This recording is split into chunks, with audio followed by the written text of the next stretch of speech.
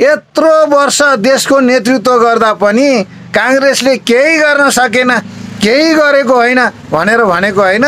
देख्यौ नेताहरूले केही गर्न नसके पनि शेरबहादुर देउवाका छोरा जयवीर सिंहले न जागिर छ न तलब छ, अरबौं पर्ने हिल्टन होटल किनेर देखाइदियो।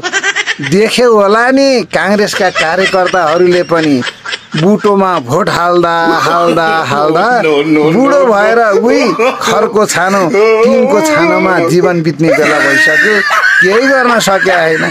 नआत्य तिमीहरूको पनि पालो आउँदैछ।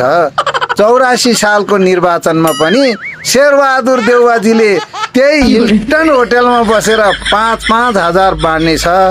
2-4 दिनलाई रोटी खान पुगिहाल्छ हुन्न र? आशा राखौँ 84 सालको निर्वाचनपछि देउवा परिवारले कारागारको कैदीहरूको पनि नेतृत्व गर्न पाओस्। जय नेपाल।